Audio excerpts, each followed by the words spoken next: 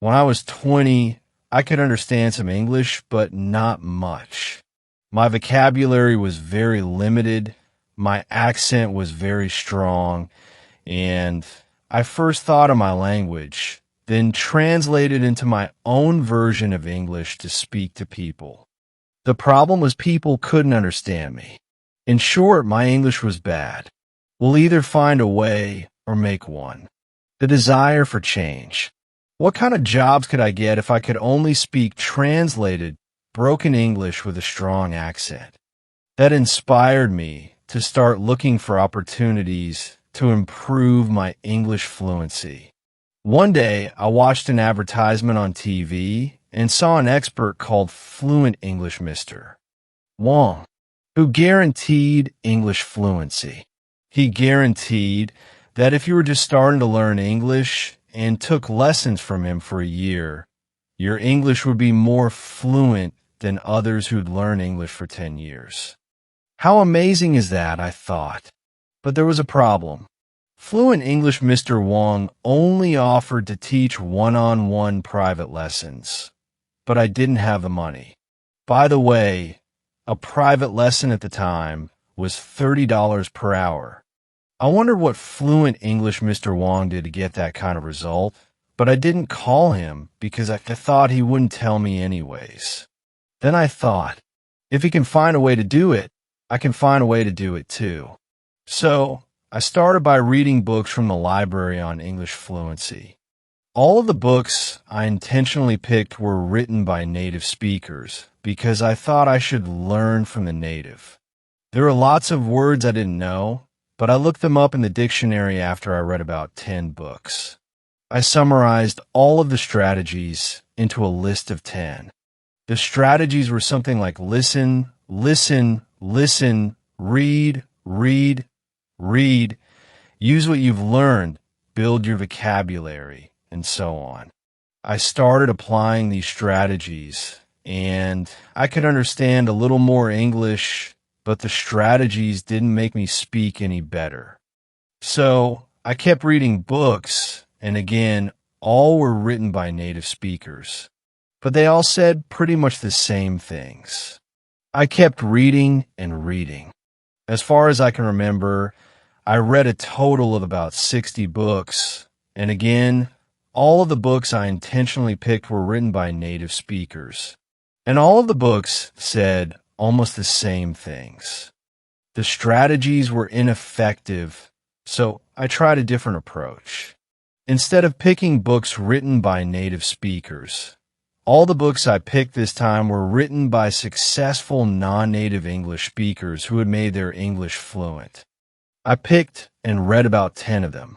To my surprise, all the books said the same things as the 60 books written by native speakers, except for one thing.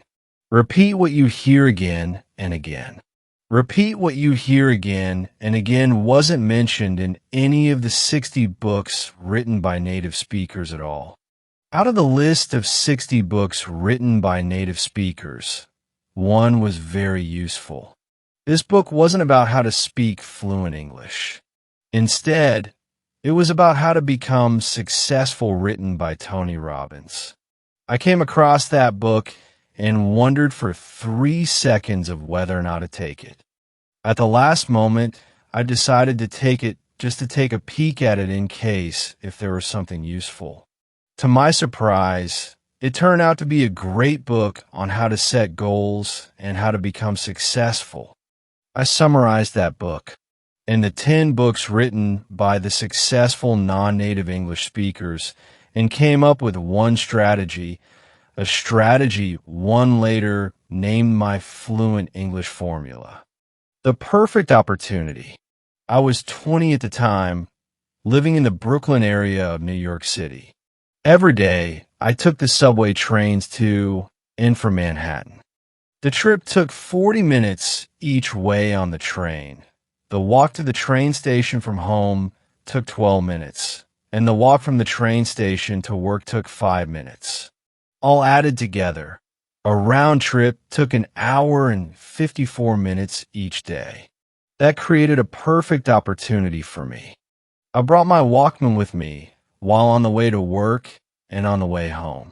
I normally listen to English lessons and sometimes songs, but after I read the last 10 books written by non-native speakers and worked out my strategy, I used a Walkman to try my new strategy.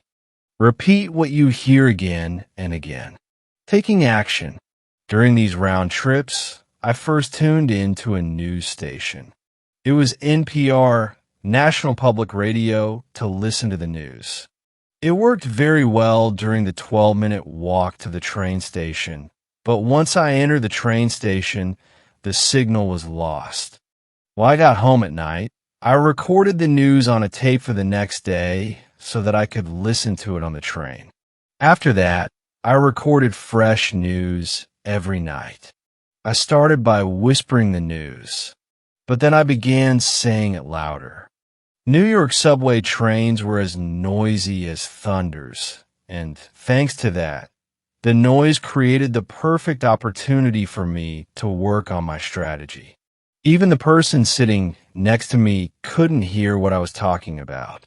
So, I got to practice the entire train rides both ways. In the beginning, there were lots of words I didn't understand, but I repeated them anyway. In the beginning, the news was too fast for me, but I repeated what I heard, even if I couldn't catch up. Often when there was a word or a phrase I couldn't say, I would rewind the tape and listen to it again. This time, I only listened to it. If I still couldn't say it, I would rewind the tape again and listen again until I could say it. Then I would repeat the word or phrase once, twice, 3 times until I could correctly say the new word or phrase. It helped a lot. The next time I heard that same word or phrase, I could correctly say it. Following through, 3 months later, I decided to record my own speaking to see how much I had improved, because I had heard some people, at least 3 that I remembered, saying that I spoke good English. So, I wrote down some daily conversational phrases and recorded my voice saying them. To my surprise, I did speak what I wrote down pretty fluently. I could still hear my accent, but the accent was much lighter. Compared to other ESL learners, my English was even better. I got excited about the results and decided to slightly adjust my approach. The first thing I changed was recording the news once a week, listening and practicing the same English from native speakers for a whole week. In the beginning of the week, there was almost always something I couldn't say. At the end of the week, I'd mastered speaking everything on the whole tape. I was even almost able to recite everything on the tape, including words, sentences, tones, flow. The next week, I recorded a new tape and did the same things for the rest of the week. I did it for a month and mastered 4 tapes of English taught by native speakers on week 5. I went back to practice the previous 4 weeks' English with 1 tape per day. For the remaining days of the week, I practiced the tapes that I had the hardest time with. Within a month, I'd mastered speaking 4 tapes of English taught all by native speakers. Each tape was 60 minutes long. 4 tapes were 240 minutes of English taught by native speakers. The result 3 months later, as you may have guessed, I recorded my speaking again, and the results were surprising. My accent was gone, my voice was clear, my pronunciation was correct, and my flow was smooth. In other words, my English was fluent. It was a total of 6 months that I'd spent practicing my English, but the result was overwhelming. After talking to a friend on the phone for a moment, the friend suddenly asked, "What did you do?" I said, "How, what do you mean?" He said, "Your English, it's good." I could hear the word good was coming from his heart. He said the word good with a tone that was so sincere that I could feel the energy of his voice. 2 of my cousins, both native speakers, asked, How come your English is so good, but your brothers and sisters are not? The continuing effort. I didn't just stop there. For the months and years that followed, I continued to use my strategy when I found opportunities, even though my situation had changed. Years later, I developed yet another strategy, one called open throat, which I'll talk about in the next chapter. When speaking English with the open throat strategy, my English sounds absolutely 100% native. When my son was in first grade, he invited me to read to his class as a guest reader. His teacher was so upset because I looked like I couldn't speak English, which would mean disaster to her class. However, his teacher was absolutely stunned when I spoke. I saw her eyes widen for 5 seconds, followed by a long smile. She watched quietly as I inspired her students to enjoy the book by talking with 100% enthusiasm and speaking in 100% native English. She then suddenly jumped into action by whipping out her camera and started taking pictures. She even interrupted me by asking if she could put a picture in her class newsletter. She later asked if I could participate more to help her in her class activities. How fluent. One word. Native. This is a strategy which I had later developed that brought my fluency to the next level. Native. I call it open throat. When practicing, open your throat, talk with your diaphragm, and bring the energy from your stomach. The energy flow and the way of speaking make a huge difference. To do this, you must open your throat, let the air flow through, and talk with energy from your stomach. You should feel your stomach tighten when you talk, so bring your energy up all the way from your stomach. Let the air flow from your lungs through your throat, and talk with your throat open. After my daughter joined her school chorus class, she told me that her chorus teacher taught the class the following open throat. Have you ever seen anyone sing with their throat? In other words, singing like that is called singing with a chicken throat. It's far from good. How do you like that? Are you too nervous to speak English? Are you too shy to speak English? Are you using chicken throat to speak English because you're nervous or shy? Because you're afraid you'll make mistakes so others may laugh at you? Listen to me. English is a foreign language to you anyway. Making mistakes, speaking a foreign language, is very normal. Instead, open your throat to speak English. Open your throat and use my fluent English formula to make you speak English like a native. Do that for 6 months. And then when you speak like me, when you speak English like a native, and even native speakers are scared of you, who's going to laugh at you? It is in the moment of decision that your destiny is shaped. The formula to make you speak English like a native. Here is the formula. It's called my fluent English formula. My fluent English formula has 3 steps. Step 1, set your goal. Step 2, take action. Step 3, follow through. Step 1, set your goal. Setting your goal is deciding what you want. Congratulations, you've already decided what you want. By getting this book, you're very clear that your step 1 is to speak English like a native, or at least speak English fluently. The word decide originates from Greek and means to cut off from. Once you've decided on what you want, that's it. You cut off from any other possibility and focus only on what you've decided on. Decide what you want is like setting a target for you to shoot at. Clarity is power. The clearer you're on what you want, the more precise your brain takes you to your target.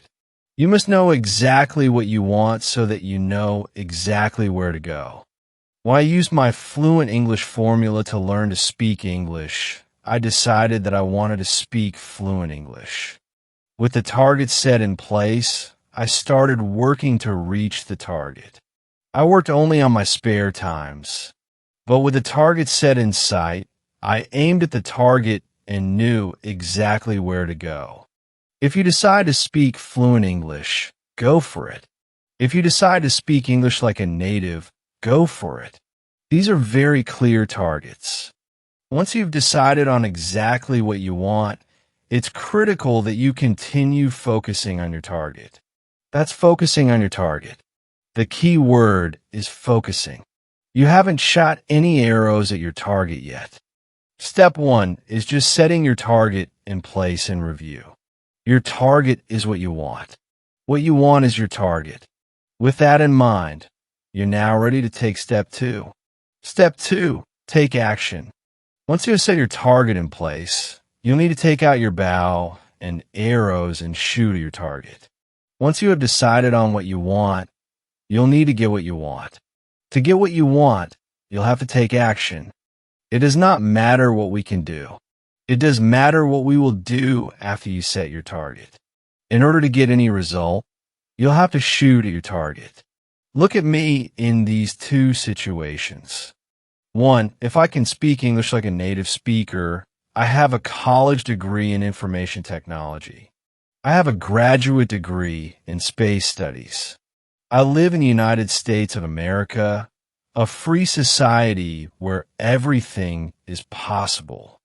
With all of these potential powers, I could do a lot of things, but if I do not do anything, nothing will happen. 2, if I speak broken English, I don't have money for private lessons. I don't have much time to learn English. With all of these restrictions, I can't do a lot of things to speak fluent English. But if I will do something to speak fluent English, I will still achieve some fluency. In fact, with all these restrictions, I did something and made me speak English like a native. It's not what we are capable of that makes things happen. What we will do that makes things happen.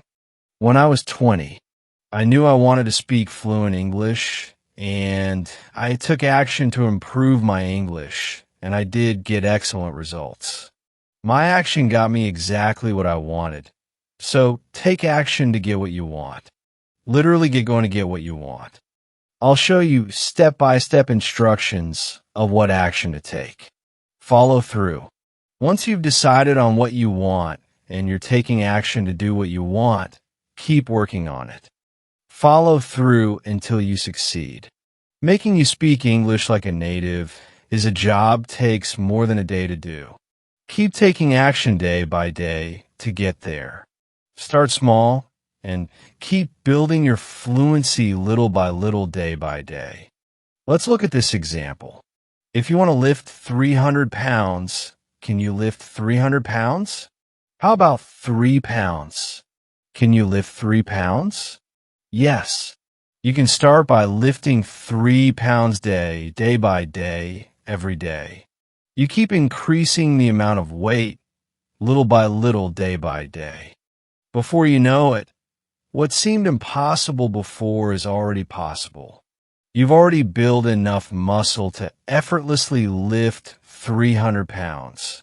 When I started to improve my English, I started by taking one single action. The next day, I took one more action. I kept taking the same action day by day. After 3 months, I had already built enough fluency that people started telling me that my English was good. I followed through by building my fluency little by little day by day. After another 3 months, I started to speak what seemed impossible before fluent English. If you'd build your fluency by just 1% a day and keep building on it, imagine what your fluency will be like 6 months later. You could have built enough fluency to speak English that seemed impossible before. Let's review the My Fluent English formula. The My Fluent English formula has 3 steps. Step 1, set your goal. Step 2, take action. Step 3, follow through. Life is either a daring adventure or nothing. the one-word secret. Now that you know the formula, it's time to learn what to do to speak English like a native. Let's take a look at this. You want to learn Kung Fu so that you can beat 10 people. You've watched Kung Fu movies and instructional videos. You've also watched how Kung Fu masters beat 10 people. You know the skills you need to know to beat 10 people. Now you're facing 10 people. Can you beat them? The answer is obvious. If you want to beat 10 people, just knowing how will not let you beat them. In order to beat them, you'll have to practice your Kung Fu. You need to build up your muscles, harden your fists, stretch your legs, aim your kicks. You need to get your mind mentally ready and your bodily mechanisms physically ready to beat 10 people in order to do that. What you need to do is one word: practice. The same thing applies to speaking English. If you want to speak English like a native, just knowing how to speak will not get you there. You'll have to practice speaking English. I mean, literally practice speaking English over and over again. You need to open your throat, relax your tongue, loosen your muscles, control your flow. You need to get your mind mentally ready and your bodily mechanisms physically ready to speak English like a native. In order to do that, what you need to do is one word: practice. There are many places where you can practice. I highly recommend you use all of them whenever possible, and the train if you take the train to work. Congratulations. I hope your train is loud so you can follow my exact footsteps, because if your train is too quiet, people will look at you. When I practiced on the train, I found a corner seat to sit down. You can do the same. Find a corner seat and practice your English. You should speak out loud. You should not whisper, because whispering will get you a different result, and that's not the result you want. In this digital age, you're lucky. You can take out your cell phone, put on your headphones, and practice just like you would on a phone. The person sitting next to you will think you're talking on the phone on the bus if you take the bus to work. Congratulations. Your bus won't be too loud, so it won't damage your hearing. Still try to speak like you normally would, because whispering will get you a different result. Whispering will train your tongue and lips, but will not train your throat, your diaphragm, stomach, tone, volume, and airflow. Remember, though, in order to be fluent, you'll have to practice in other places where you can speak out loud in the car. This is by far my favorite place to practice my English. There's a lot of freedom in the car, and you can go full throttle when practicing.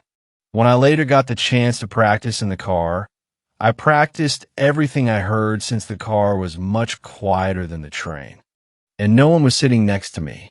I turned up the volume and followed what I heard with the exact same tones, exact same volumes, exact same flow, exact same speed, exact same expressions, exact same everything. In addition, I got to use my hands to help me express my feelings. I always closed the windows so that people on the street wouldn't be able to hear me. Occasionally, I saw people on the street looking at me puzzled. Today, you're lucky. When people on the street look at you, they will just think you're just talking on the phone. So, in short, when practicing in the car, just follow with the exact same tones, exact same volumes, exact same flow, exact same speed, exact same expressions, exact same everything at full speed. I do want to stress, though, it's speaking. You should go full speed on, not driving. So, drive safe at home. Do you cook at home? I know I do. I started cooking for the family since I was 7, so I'm very good at it. I even taught my wife how to cook since she'd never cooked before she married me. For me, cooking normally takes 10 minutes for breakfast and 40 minutes for dinner. That's 50 minutes a day. When doing cooking, your brain is free and it's a perfect time to practice. This is a real good time to put on your headphones and practice. Outdoor activities such as running, jogging, walking, hiking, and shopping can also be great opportunities for practicing. At work, I worked at the Boeing company for 2 years, where I often worked at the aircraft building factory. The factory was very noisy, easy, and everyone must wear earplugs in the assembly areas. I use this as an excellent opportunity to practice. I put on my noise-canceling headphones and practiced as loud as I wanted, and no one could hear me. Is your workplace a good place to practice? How many hours do you work a day? If you can put your work hours to good use, you can skyrocket your results. The successful warrior is the average man with laser light. Get it right, baby. Carefully choosing the correct materials is the key to your success. The materials you choose determine whether you will speak good English, bad English, right English, or wrong English. I would like you to see this very clearly. The pronunciations of British English and American English are different. If you want to speak like a native, you want to speak like a native of what? A native of what? You can't mix the two accents. If you want to speak like a native, you must pick only one to learn. Either one is fine, but you must pick one. Pick one, stick with it, and leave the other one alone. You can go back to other one after you speak one like a native. Before you speak like a native, focus on one.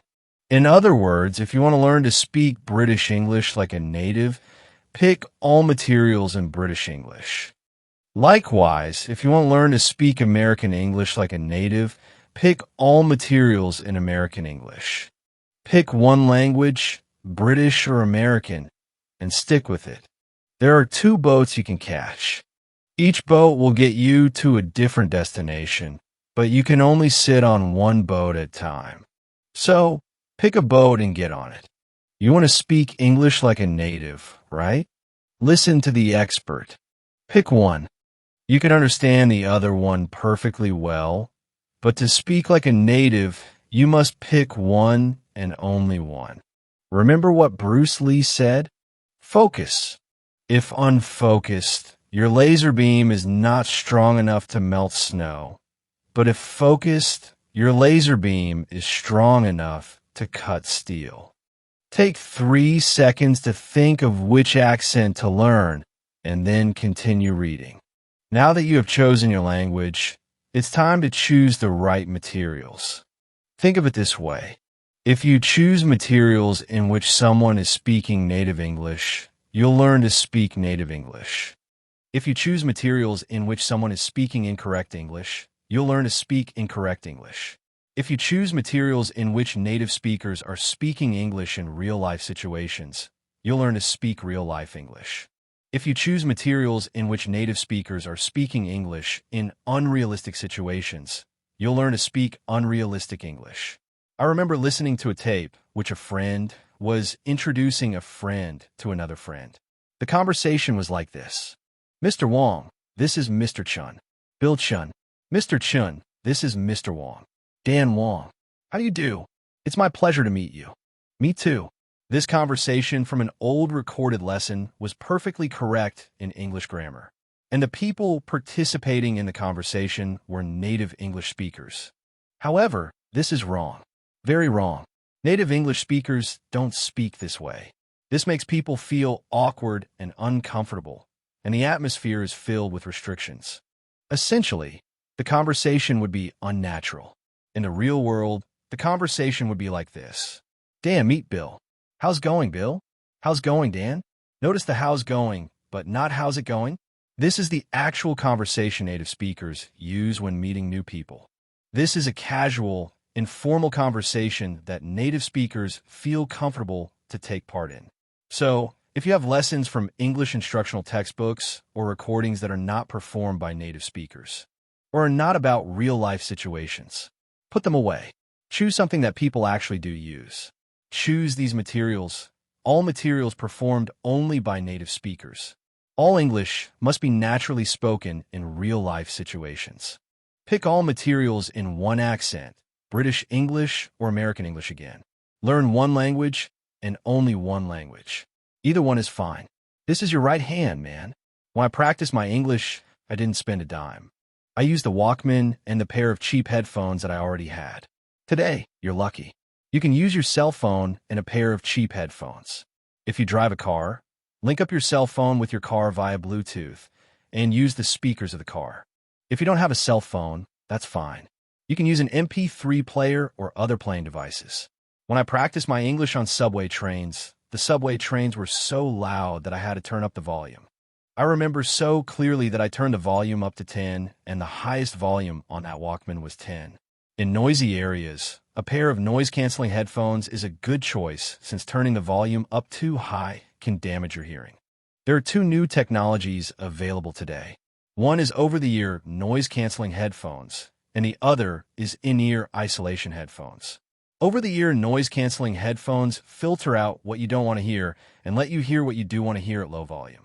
The headphones detect outside noise and generate sound waves in the opposite frequency, flattening the outside noise, making it inaudible to you.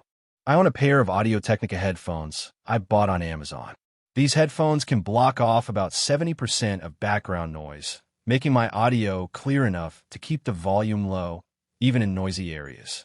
The headphones can be found on Amazon at this shortened URL, http://tinyurl.com/QQQ3336. I've also checked out a pair of high-end Bose headphones that were described as much better in performance. According to the report, the headphones can block off about 90% of background noise. However, these headphones cost 3 times as much as the Audio-Technica headphones.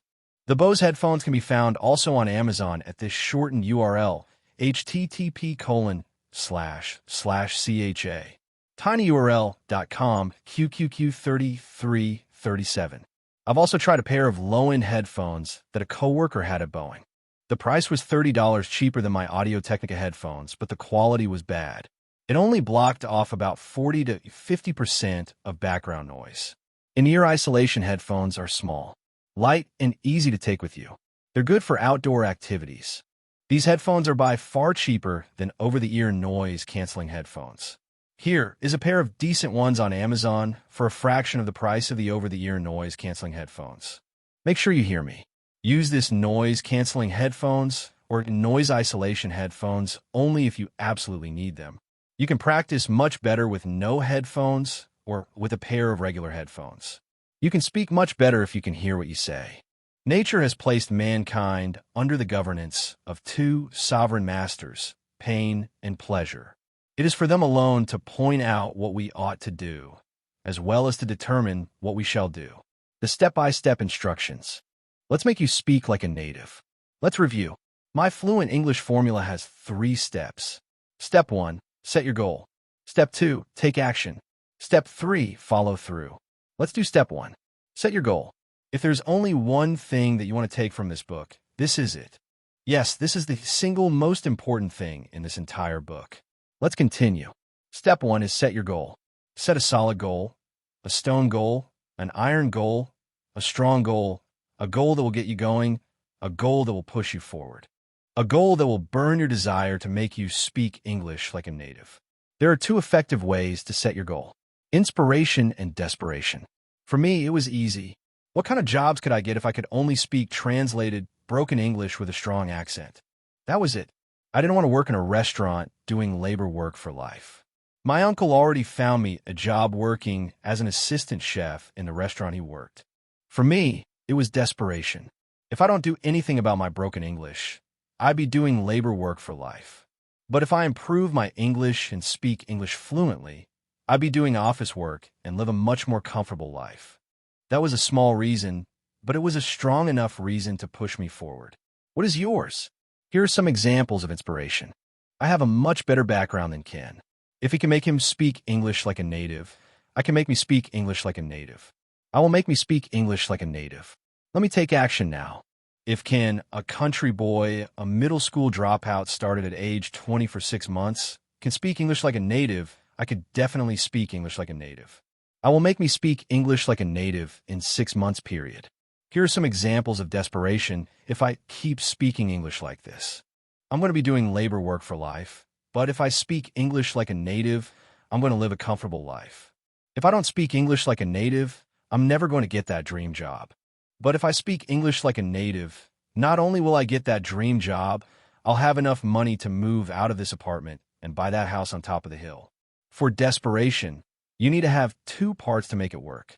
Part 1, the pain you have if you don't speak English well. And part 2, the pleasure you'll get if you speak English well. When you have these two parts, your goal works extremely well. Use whatever you can think of that will inspire you. Use whatever you can think of that you desperately need. Write down your goal. Yes, write it down. Write down your goal and put it somewhere you can see it very often. Write down your goal and look at it as often as you can. I wrote down my goals and placed them on the ceiling in my bedroom, right above my bed. I also put a copy on the wall beside my bed. I also put a copy on my desk. I also put a copy in my wallet. Put your goal in places where you can see them as often as possible. The point here is for you to look at your goal as often as possible to remind you that you have a goal to work on. This is the golden rule for success. 80% of your success depends on your goal and 20% on your work. Once again, if there's only one thing that you want to take from this book, this is it. This is the single most important thing for your success. If you have your 80%, there are lots of different ways for you to get there. Without your 80%, what are you going to do your other 20% for? A man got fired from his company. He got so mad that he opened a company to compete with the company that fired him. The man set a goal. Then he worked toward the goal, and in just a few short years, he beat the company that fired him. His company today is worth $112 billion. The man's name is Thomas Watson. The company is IBM. A man got fired from his company. He set a goal to open his own business. He sent an application and a business plan to a bank for a 100,000 LB loan. The bank asked him to send 16 copies of his plan. He got excited and sent 16 copies of his plan. He never heard from the bank again, so he called the bank. This is the answer he got from the bank. We never wanted to lend you the money. We asked for 16 copies of your plan to show our employees what a dumb plan is. The man tried 8 other banks, and all refused to lend him money. With a goal set in mind, he tried the 9th bank, and he got the loan. The bank told him that his plan was a very bad plan. But the loan was approved because the loan officer was going to retire in 2 weeks. So, whether or not he could pay back the loan didn't matter to him. The man then set up his business, and with a goal in mind, he was incredibly successful. He paid back the loan in full and sold his business for £47 million, the company that bought his business. Was W.H. Smith the company that fired him? The man's name is Tim Waterstone. The business he opened is the British bookstore Empire Waterstones. Let me say this again. If there's only one thing that you want to take from this book, this is it. Yes, this is the single most important thing in this entire book. If you haven't read my background yet, read it now. Because with a humble background like that, and I can still set a goal and successfully made me speak English like a native, tell yourself this. Yes, I can. There was one simple reason for me to set a goal that pushed me forward to learn to speak like a native. The more reasons you can find, the better. If all you can find is just one reason, that is enough. Find a reason why you must speak English like a native. Not you want, not you need, not you should, but you must, a reason so strong that you must do it. Find that reason now. Then set your goal. Let's do step 2, take action. To speak English like a native, you'll need to learn from the native. But how to learn from a native is the key. In this step, I'm going to show you how. Remember the Kung Fu example I mentioned earlier? If you want to be good at Kung Fu, you're going to have to practice Kung Fu. If you want to be good at English, you're going to have to practice English. So how are you going to learn from the native? Practice. I'm going to show you 9 actions to completely get rid of your accent and make you speak English just like a native. So have your MP3 player or your cell phone ready. Put on your headphones if you need. Go to one of the following links to download a native study material. For American English, download this one. http.tinyurl.com/QQQ4444. For British English, download this one. http://tinyurl.com/qqq4445. Just type either one of the above links on your web browser, and the native study material will be automatically downloaded to your computer. Remember, download only one and leave the other one alone. Now, let's take action 1. Action 1. Listen and repeat. At the same time, listen to the native study material and repeat what you hear immediately. I mean immediately, right at the moment you hear it. I would like to stress the importance of this. When you hear the beginning of a sentence, you repeat the beginning of the sentence. When you hear the middle of a sentence, you repeat the middle of the sentence. When you hear the end of a sentence, you repeat the end of the sentence. Whenever you hear something, repeat that immediately. In other words, repeat what you hear as quickly as you can. Say it back without trying to understand it or trying to memorize it. Yes, I typed it right and you read it right. Say it back without trying to understand it or trying to memorize it. Just repeat what you hear immediately, as quickly as you can, and relax.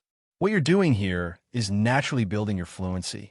You're doing this to train your brain, your mouth, your tongue, your lips, your throat, your lungs, your stomach, and everything you need to naturally speak English without first translating it.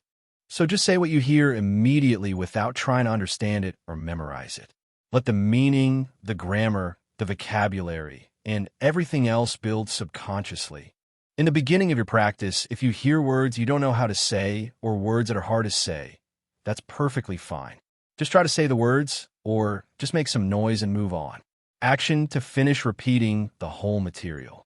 Listen to and repeat the whole material from the beginning straight to the end.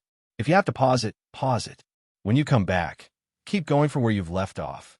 What you're doing here is building your flow, making you speak whole sentences instead of just words. So, repeat whole sentences and the whole material from the beginning to the end.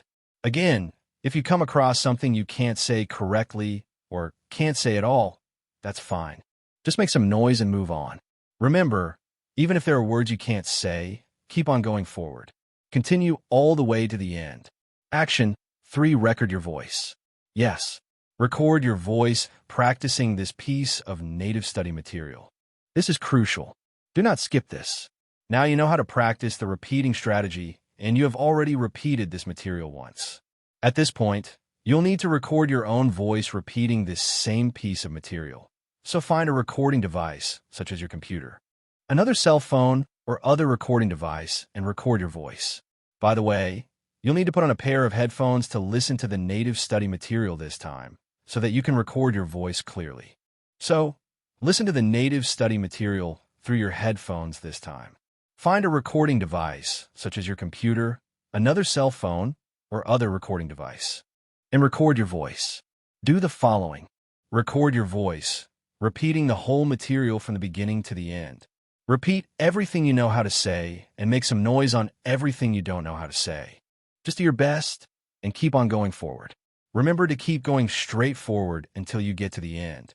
Save your voice file and leave it alone. You will listen to it later. Action 4. Finish repeating the whole material all at once. Yet another time.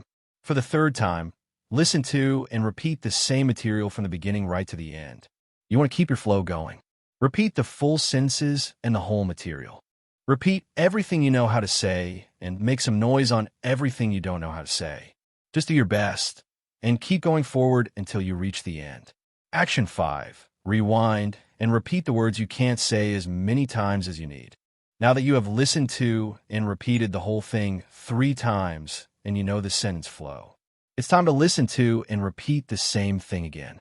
Yet this time, immediately go back to the words you can't say or have hard time say. Listen to them again and try to say them again. Try to say them again and listen to them again. Try once, twice, 3 times. Try as many times you need until you can finally say them. Action 6. Ignore the meaning and focus on speaking. When you hear and repeat some words you don't know the meaning of, just ignore the meaning and keep practicing speaking. Yes, you read it right. Do ignore the meaning and focus only on speaking. Avoid translating the words. You want to understand these words in English, not in other languages. To speak English like a native, you'll need to speak English naturally. Let the meaning of the words come to you naturally in English, and you can accomplish that by learning more. When you master speaking, you'll understand the words automatically in English.